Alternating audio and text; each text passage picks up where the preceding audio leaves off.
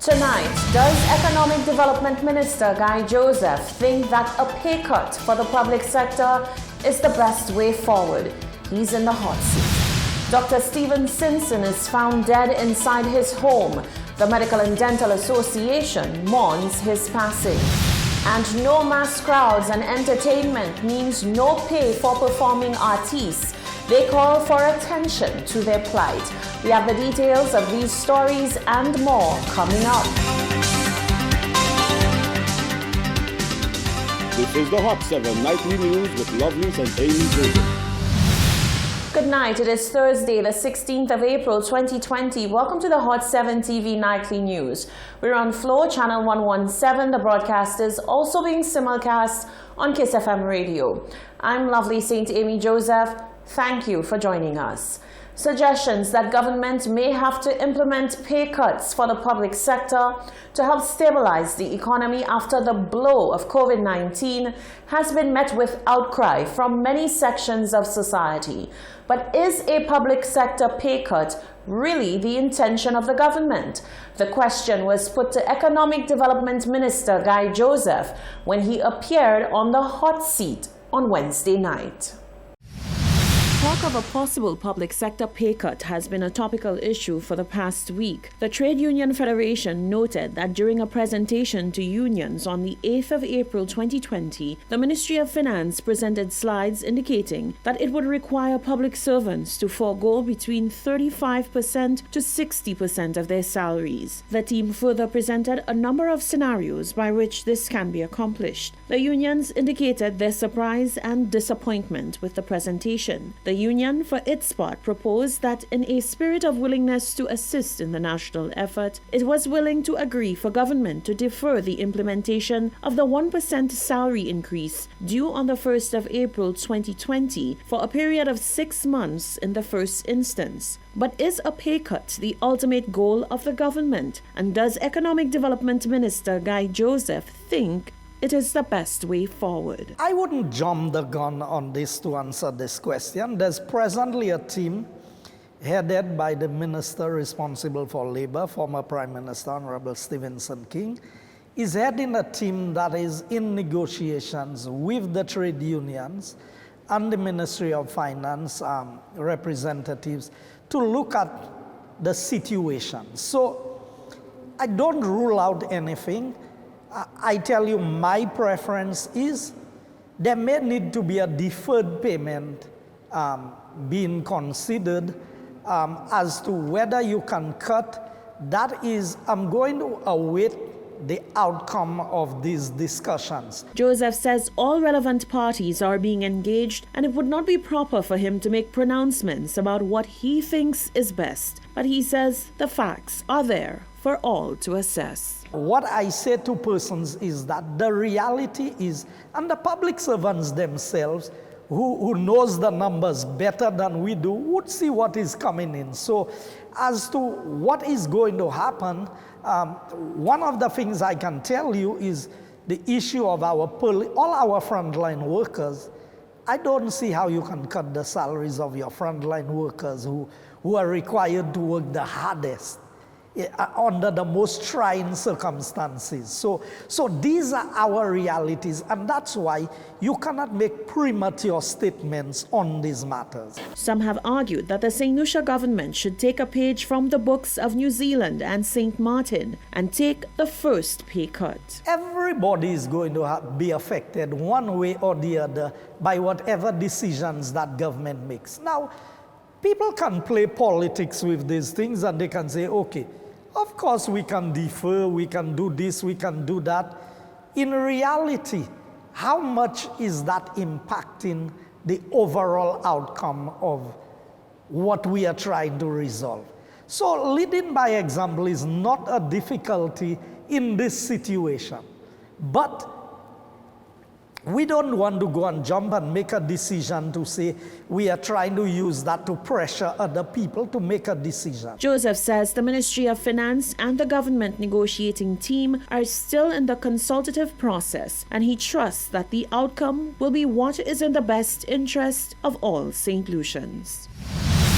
The St. Lucia Medical and Dental Association is grieving the loss of one of its own after dental surgeon Dr. Steve Simpson was found dead inside his home at Grosley on Wednesday. The public relations officer of the St. Lucia Medical and Dental Association, Monique Moplezi, says Dr. Simpson was the consummate professional. We at the St. Lucia Medical and Dental Association, with deep sadness, mourn the loss of our fellow member and friend, Dr. Stephen Simpson. Dr. Simpson was a steadfast professional, a lover of life, a passionate person, and an eager teacher. He will be sorely missed. The SLMDA expresses sincere condolences to his family. We'll be paying tribute to his legacy in the upcoming days. St. Lucia has lost a great man indeed. That was SLMDA PRO Monique Moplezi. The body of a teenager was fished out of the Bogus River in Babono on Wednesday afternoon in a case of suspected drowning. The young male has been identified as 14-year-old Anthropo Secondary School student Brad Abraham of Lakwa, Babono.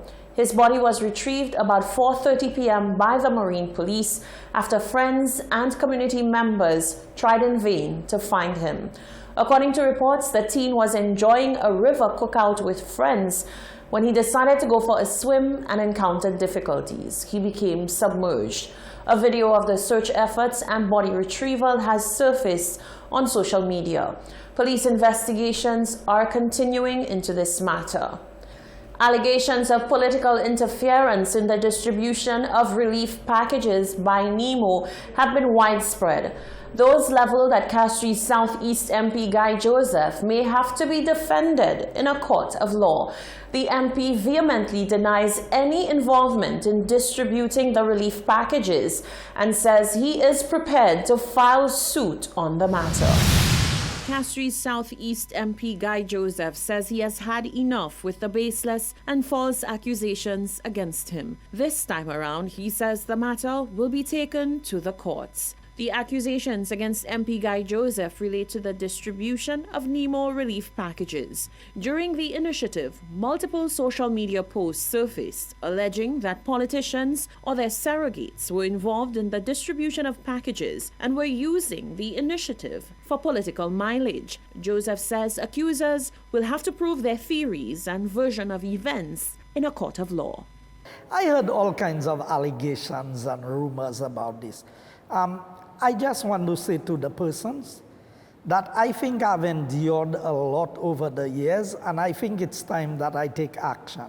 So I have reported the matter to the police. I know it is under investigation. We've been able to identify at least 2 persons who have made the allegations, and the matters are with my lawyers to deal with. NEMO Director Doreen Gustav explained that district disaster committees were responsible for generating lists of the vulnerable and poor to whom the relief packages were delivered. The various district disaster committees were also responsible for the distribution of the relief packages. The MP says he sourced his own packages so they could be distributed to his constituents. I've not waited on NEMO to assist my people in my constituency. I went out and I got my own packages, and I don't do the distribution. So take, for example, every Christmas, I distribute at least 500 food parcels in my constituency. I don't do the distribution myself. So it's not NEMO's stuff that I will get involved. According to Joseph, he has made a point to have absolutely no engagement with NEMO on such initiatives. I've never been to NEMO office since they started, and I learned that lesson a long time ago, very early in my political career. I represent a constituency that is usually heavily impacted, whether it be storms or just heavy rains, any hurricane. Castries Southeast is impacted. My first engagement with NEMO back in the day, I was told that politicians don't get involved in anything pertaining to NEMO. And that's during my first term in office.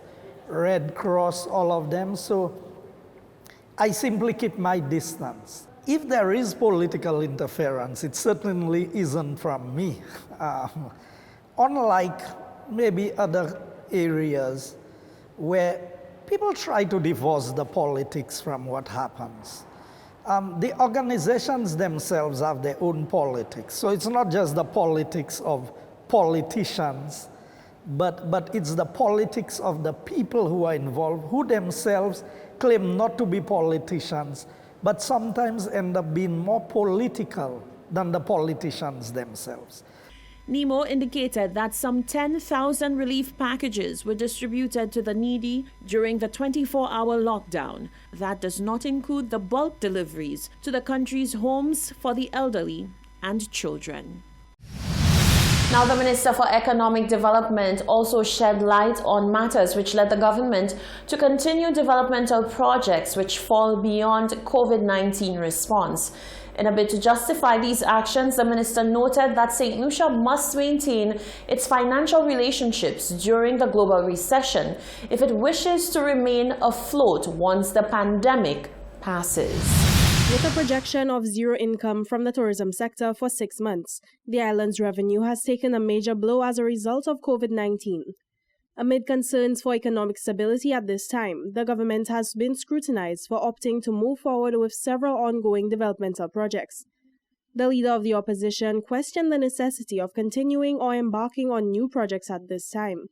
He underscored the recommendation of WHO, whereby governments have been urged to fully refocus operations to suppress or control the impact of COVID-19, citing an apparent disregard for this policy by local government. Minister for Economic Development Guy Joseph responded to these remarks and explained the decision of government to continue these developmental projects. A lot of people have been suggesting that we should reallocate these resources. People need to understand that life continues after Corona. Your reputation as a country matters. And if you are seen to be behaving in a certain way, so 1 month after you have a shutdown of the country, you just cancel your projects, you reallocate the resources. What confidence will any other lending agency in the future have in your country and in doing business with your country? According to the minister, it is imperative for the government to honor its agreements with the various lending agencies which have funded these projects. Minister Joseph went on to defend the continuation of the UNORA International Airport redevelopment project. We went into an arrangement with the Exim Bank in Taiwan. The money is committed to a project. If you decide, I'm no longer doing the airport project, how do you generate the capacity for growth at the existing airport? So will St. Lucia remain closed indefinitely? Will our borders never be opened? Will we not increase the number of arrivals at some point in time?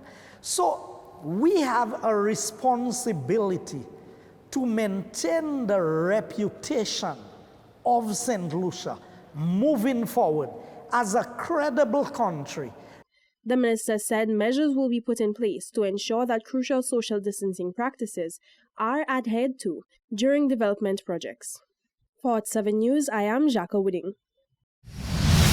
Meanwhile, John Peters has argued that the priority right now should be the health of the nation and ensuring that the effects of COVID-19 are minimal. He believes certain government projects, such as the UNORA International Redevelopment Project, should be scaled down while others should be revised. Genevieve Gonzague reports. Civil engineer and analyst John Peters says the focus of the government, stakeholders, and people of the nation should be on recovery when it comes to the COVID-19 pandemic. Peters says, while it is important to think about the present, collectively, the nation should be thinking forward.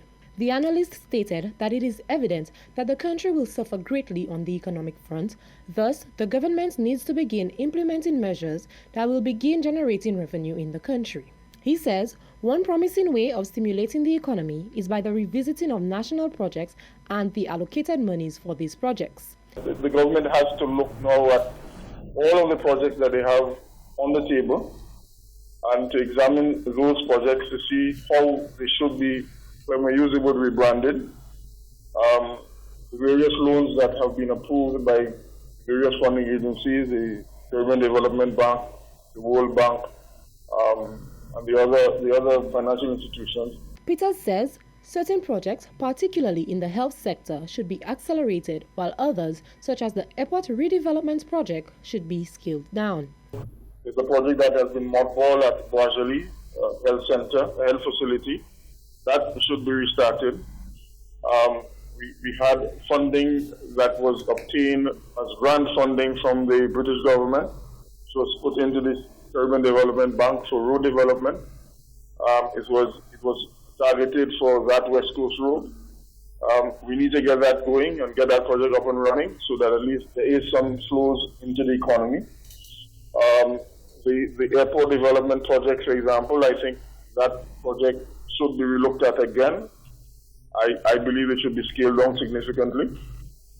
There's a Taiwanese-funded road project that is also very slow in terms of its implementation. That should be addressed. The other thing that we need to look at is what we do at St. Jude's. Should we continue with the building that is being constructed? Should we halt it and focus on the completion of the structures that are there? According to Peters, what should be done now by the government is to take a visionary or futuristic approach to solving and cushioning the economic blow that is being dealt by COVID-19. Reporting for Hot 7 News, I am Genevieve Gonzague.